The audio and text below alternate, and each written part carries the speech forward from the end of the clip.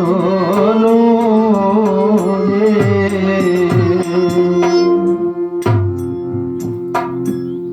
শোনো শোনো দ্বিতীয় শেল রে,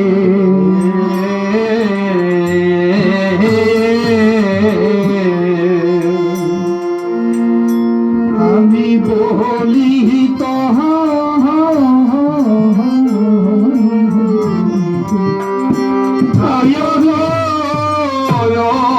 রামে তনু রে।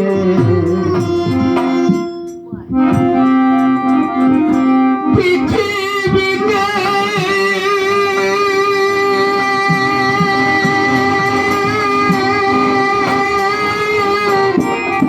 এসে যার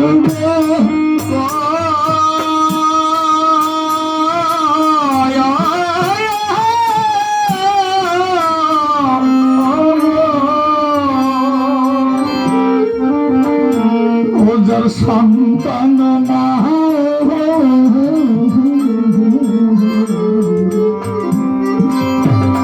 গেছে রামে তনু রে। তুমি দ্বিতীয় খন্ড ছিল ঠাকুরে,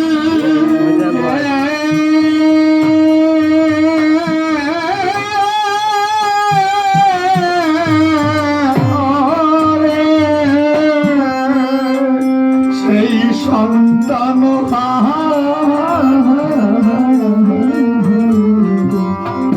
বুকে রামে তনু রে। ওরে প্রথম খণ্ড ছিল, এই পৃথিবীতে আমার মতো যার গুণের ভাই হারিয়ে গেছে, তুমি তার ঘরে যেয়ে থাকো। ওরে দ্বিতীয় খণ্ড ছিল, এই পৃথিবীতে যে পিতামাতা যার সন্তান হারিয়ে গেছে, যার সন্তান মারা গেছে, সন্তান হারা হয়ে যে পিতামাতা হাহাকার করে যাচ্ছে, ওরে দ্বিতীয় খণ্ড ছিল, তুমি সেই পিতামাতার মুখে দিয়ে আশ্রয় করে সন্দেশের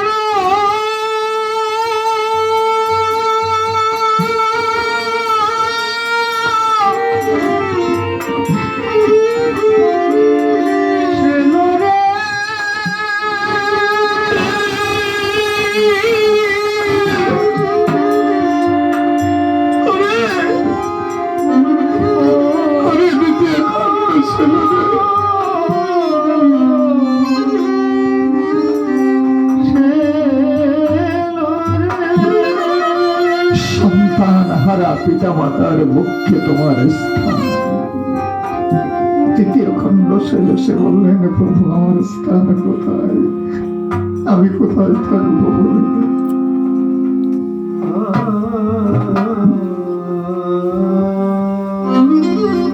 শোনো শোনো তৃতীয় শেল রে,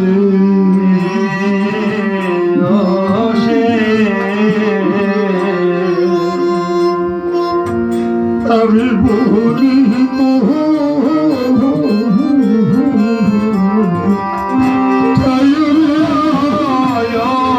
রামে তনু রে। পৃথিবীতে এসে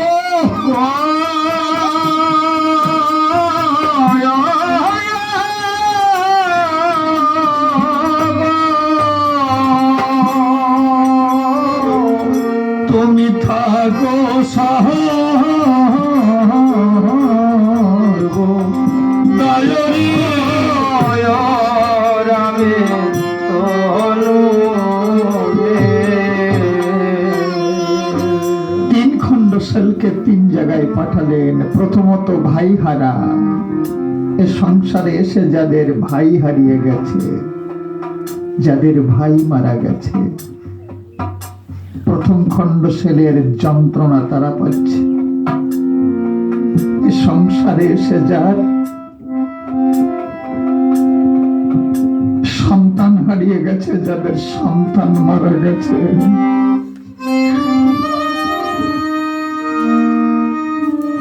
সন্তানের ব্যথায় ব্যথিত হয়ে যে পিতা মাতা হাহাকার করে কাঁদছে, দ্বিতীয় খণ্ডশেলের যন্ত্রণা তারা পাচ্ছে।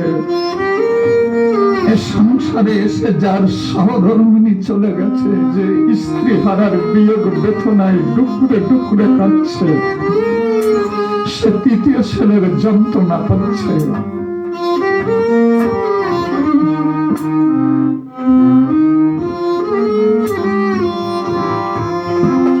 বলুন তো, এই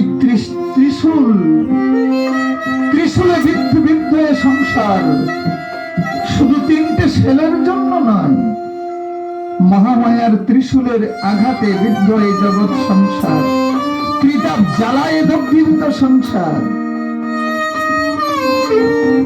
আমরা মনে করছেন আজ এই পিতামাতা পুত্র সুখে হাহাকার করে খাচ্ছে, আমরা সকলেই কেউ না কেউ।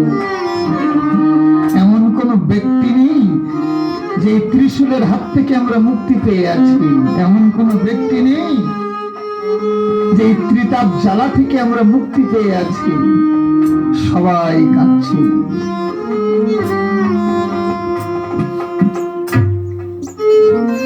ভাই লক্ষণকে কোলে করি, নররূপে নারায়ণ বলে, আমি বাড়িপূর্ণ দুলোচন উচ্চস্বরে পদ্মলোচন কেঁদেছি লক্ষণেরই কোলি করে। অকুল কান্ডারি যিনি অকুলে পড়েছেন, তিনি তার কোমল অঙ্গ লুটাই ভূমি তলে। ভাই রে, তুমি আমার সামনে কেন এলে বলে? কত কষ্ট পেলে না জীবনে?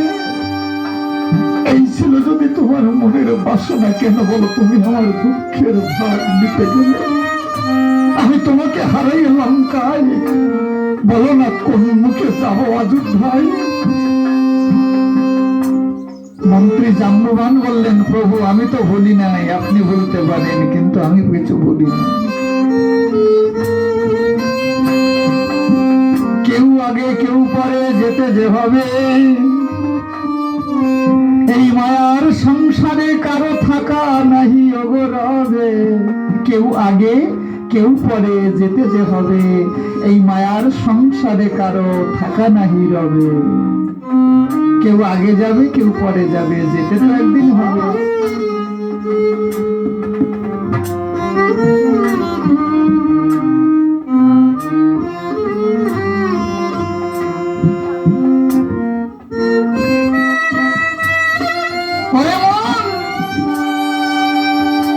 তুমি একবার ভাবো না সেই দিনের ভাবন।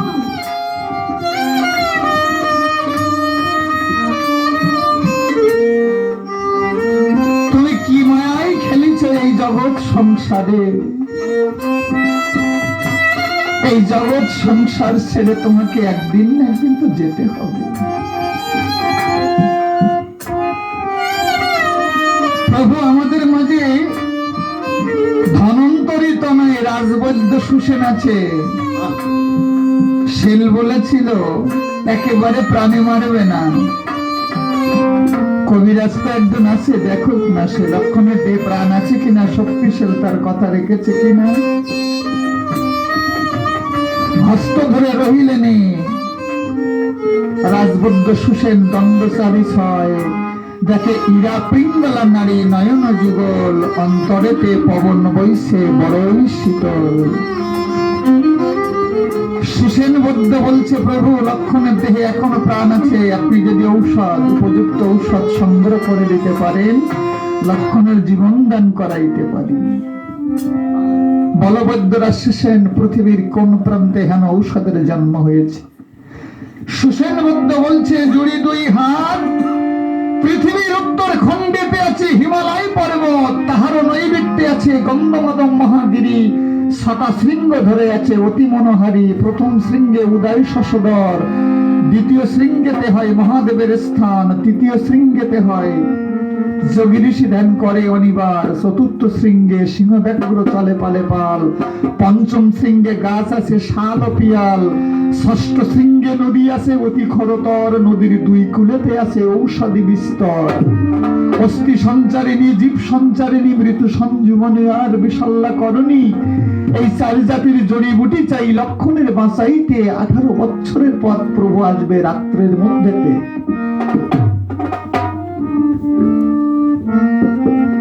তাহলে মিত্রবর বিভীষণ তুমি বলো 18 বছরের পথে কে যাবে ঔষধ আনতে? মিতা মিতা গো, তুমি বলে দাও।